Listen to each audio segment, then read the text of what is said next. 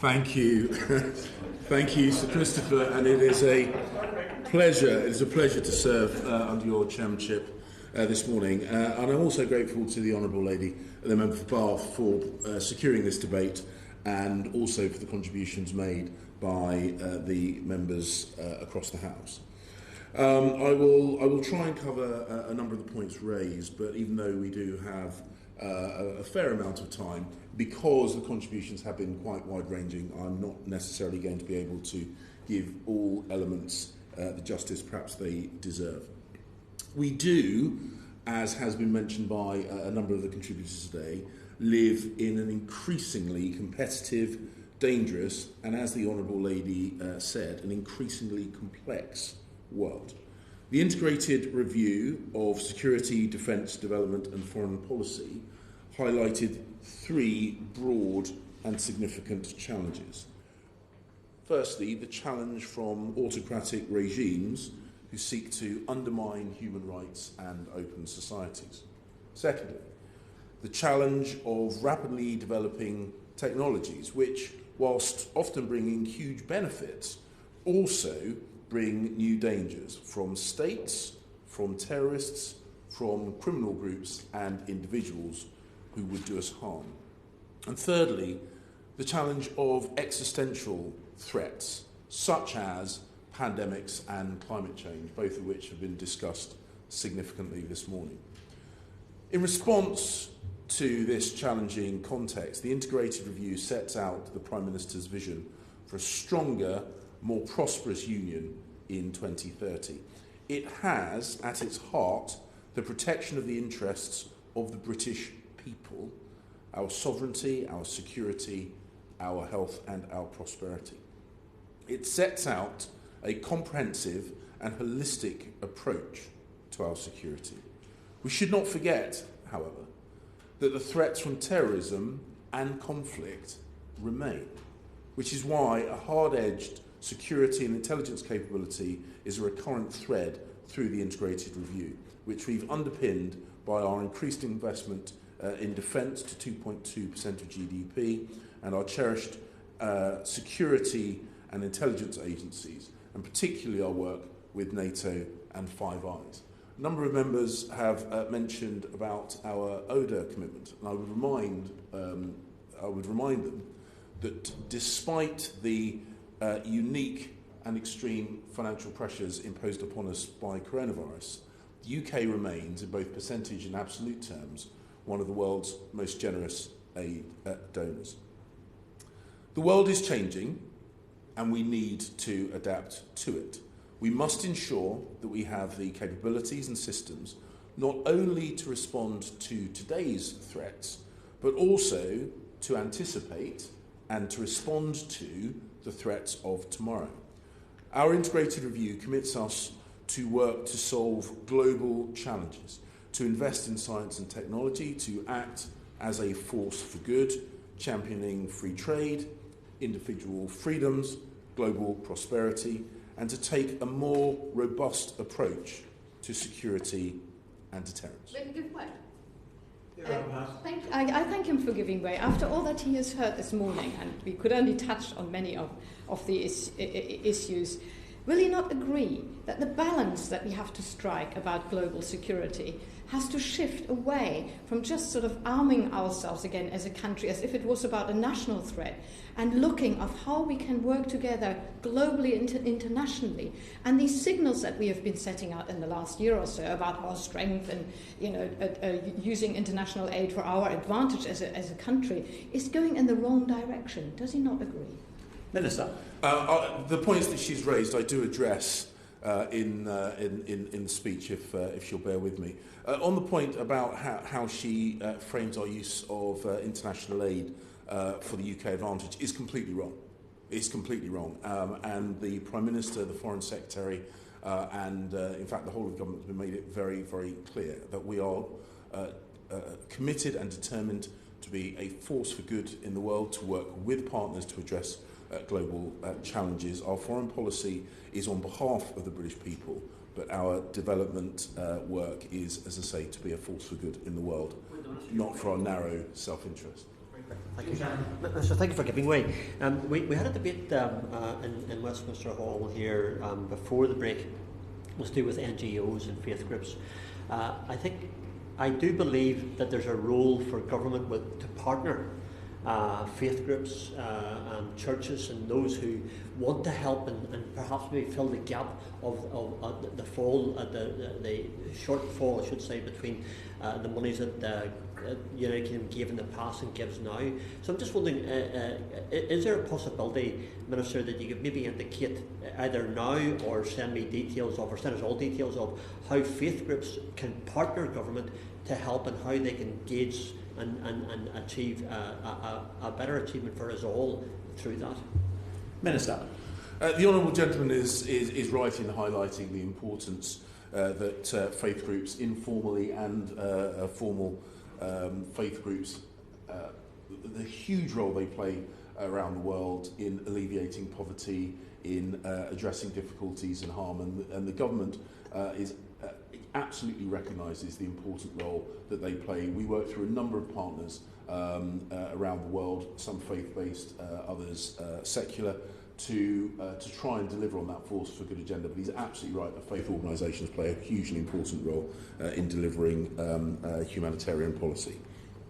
To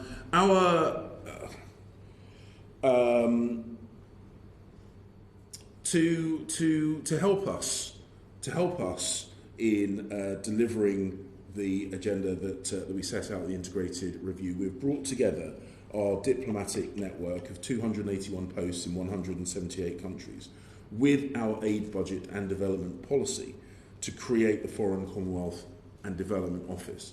And this joined up approach is helping to build partnerships and secure opportunities that we need to tackle global challenges as part of the global community. And many of these challenges we are making good progress against. The UK has been at the forefront of the international response to COVID, helping to protect others and in doing so, helping to protect ourselves. UK scientists developed the first effective and widely affordable vaccine. Our Prime Minister, ministers and diplomats have consistently pushed for equitable global access to vaccines and therapeutics, and we have pledged £548 million of our aid budget to help distribute 1 billion doses of coronavirus vaccine to 92 developing countries.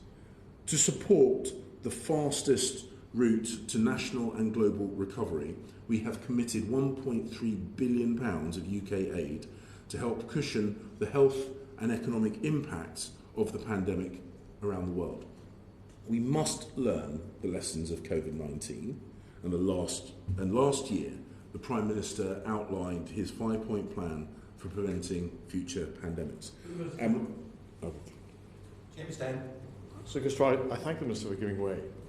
And yes, the Minister is absolutely correct. The rollout of the vaccines is good news. It's a success story. And as I said in my contribution earlier, our armed forces played a role in that. And the point I want to make this one is a money point, which is that in our armed forces helping with testing, helping with vaccination, that takes the pressure off health professionals. It means that the money that's been spent on the armed forces actually helps relieve a budget in other parts of government. And that is an argument I intend to explore in the future, Sir Christopher, when it comes to my unhappiness about the numbers of our armed forces personnel being cut, because I think it can lead maintaining them, and if they're deployed properly on other things, can help other budgets. Thank you. I hear and understand the point that the Honourable Gentleman has made, and whilst it goes beyond the remit of this particular speech, I draw his attention to the defence paper that was brought out and its focus on more agility, adaptability and deployability of the armed forces personnel that we do have, which I hope goes some way to address the concerns that he has put forward. In March, the Prime Minister joined leaders from over 20 countries who, alongside the World Health Organization, called for a treaty for pandemic preparedness and response. This would be an important step towards increasing global cooperation and strengthening global health security. We will use our G7 presidency to work with other governments, with industry and international organisations to cut the target for developing and deploying new vaccines to just 100 days, addressing the point the Honourable Lady made about working in cooperation with other countries, not in competition. I'd also like to address the point she made, the claim she made about short-termism, which I have to reject. Climate change is a much longer established existential threat than the pandemic that we are currently responding to. And I would remind her that in 1990, at the second World Climate Conference, Margaret Thatcher said, and I quote, "The danger of global warming is as yet unseen, but real enough for us to make changes and sacrifices so that we do not live at the expense of future generations." So I remind her that the Conservatives have a multi-decade track record of thinking about future generations. And we are using our presidency, I'll make more progress, we are using our presidency of the COP26 Climate Summit in Glasgow later on this year to get countries to commit to credible plans that will enable them to meet the commitments that they made at the Paris Accord.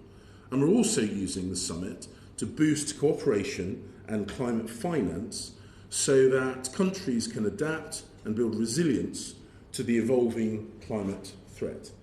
And the UK has pledged £11.6 billion of international climate finance over the next 5 years.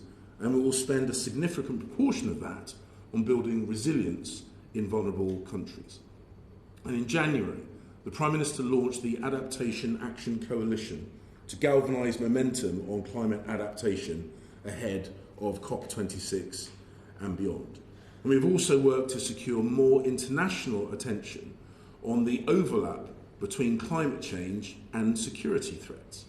And in February, the Prime Minister chaired the UN Security Council Open Debate, which was the first ever leader-level discussion on climate change in the Security Council. And we're also addressing the interlinked climate and security challenges through NATO. The Honourable Gentleman raised the issue of cyber. And unlike pandemics and climate change, advanced technologies do bring with them significant benefits, but they also have embedded significant risks.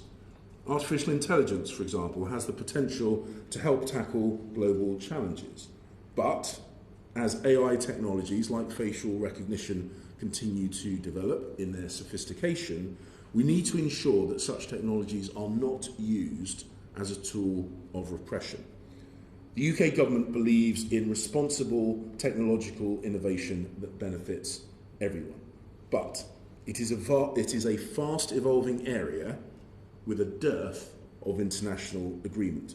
That is why we are working with industry and like-minded countries to enhance responsible development of AI and to ensure the use of data is safe, fair, legal and ethical. The UK government will soon launch a national AI strategy which will help make the UK a global centre for the development and adoption of responsible AI. The UK is also at the forefront of demonstrating that there are meaningful consequences for malicious cyber activity. Last year, working with the EU, again another example of international cooperation that we engage in, we imposed cyber sanctions on 12 entities and individuals from China, Russia and North Korea through the EU cyber sanctions regime, and we will continue to work closely with international partners to impose sanctions through our own autonomous cyber sanctions regime. The National Cyber Security Centre has played a pivotal role in responding to cyber incidents and is acknowledged as a global centre of excellence. The resilience of our allies is also critical, which is why, since 2012, we have invested up to £39 million in international cyber security programmes and projects. working with more than 100 countries to build their cyber resilience. The integrated review is a blueprint for navigating this more competitive and dangerous age, and it identified the need to build our resilience, which we will address in greater detail in the new UK resilience strategy to be developed this year, looking at both domestic and international challenges. Sir Christopher. He talks about the integrated review giving a blueprint for a long-term strategy to be able to deal with the conflicts and crises of the world. So could he perhaps tell us how he thinks that cutting the 0.7% aid budget is fulfilling that long-term strategy, all that commitment to the world's poorest, all that commitment to some of the most challenging regions in the world? Minister. The integrated review makes an explicit commitment to get back up to the 0.7% as quickly as possible. The Conservative government is immensely proud that we were committed to that 0.7%, and I would remind him and others that even at 0.5%, that still makes us one of the most generous aid donors in the world. It is higher than almost all of the years under the current government, and under the previous government, under the Labour government. And the most important way of getting the UK back to the position where we can be as generous as we would naturally wish to be is to ensure that the UK economy recovers quickly, because the faster the economy is able to recover, the more quickly we can get back to 0.7%, and in absolute terms, the larger that 0.7% will be. On that very point, briefly. Let me conclude by making a pledge on behalf of the UK government to continue to defend and promote the interests and well-being of the British people. The integrated review provides us with the framework to address the manifold threats that imperil our nation and our national security. While the challenges are significant, the UK is playing a leading role in finding global solutions. The diversity of our economy, the depth and breadth of British expertise, our targeted investment, and the reach of our international networks mean that we are well placed to adapt and respond to the challenges ahead. As the host of the G7 and the COP Climate Summit later this year, with our international allies by our side and the blueprint provided by the integrated review in hand, we are well placed to help the world build back better from coronavirus and to create a greener, fairer, more prosperous and more secure future for us all. Thank you.